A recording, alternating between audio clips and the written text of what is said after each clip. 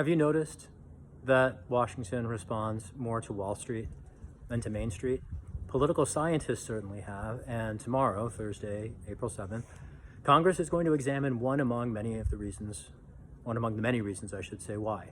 And that is namely congressional insider trading and the conflicts of interest that it invites and entrenches between policymakers who owe duties to the public and also feel loyalties, apparently, judging from their policy records, to their private stock portfolios. Now, this hearing tomorrow is long overdue.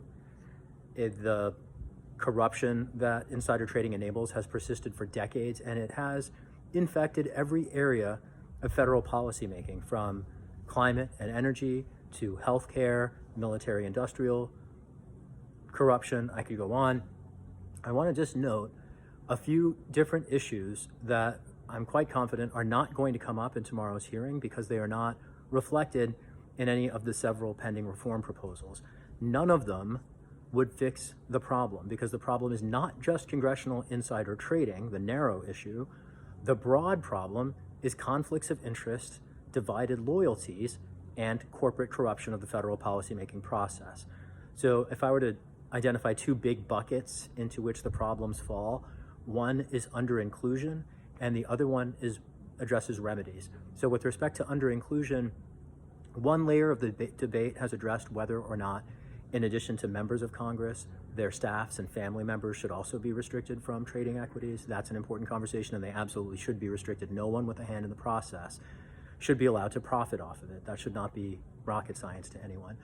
In addition to that, though, there are other ways in which, beyond ownership of stocks and equity derivatives, members of Congress divide their loyalties. For instance, investments in private equity instruments or hedge funds, or real estate for that matter. Nancy Pelosi, the member of Congress who I'm running against, is a major landlord, and she has blocked every proposal that would have addressed the needs of renters during the course of the pandemic, particularly the Cancel Rents and Mortgage Cancellation Act.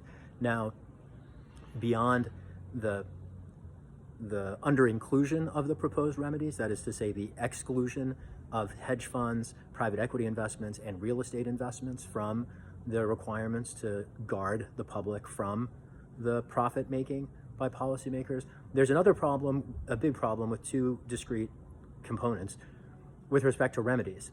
When we zoom in on the problems that congressional insider trading creates, one of them is the corruption of the marketplace.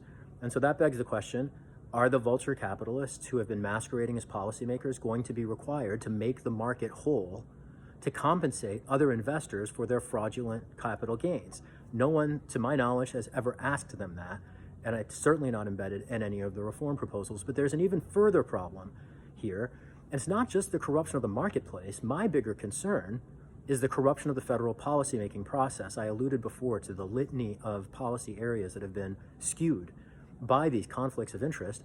Has anyone proposed a schedule for Congress to revisit all of its industrial regulation policies after banning insider trading, to make sure that policymakers are casting votes based on their oath of office instead of the interests of their private stock or equity or hedge fund or real estate portfolios? These are questions that haven't even come up. And having pushed this controversy for years before it became widely controversial, I'm grateful for the overdue attention to the issue, and I am quite eager to make sure that the train reaches the station in terms of an enforceable reform without loopholes. If you share this concern, by all means, I would welcome your support in our campaign to replace Pelosi. But beyond that, take a further step.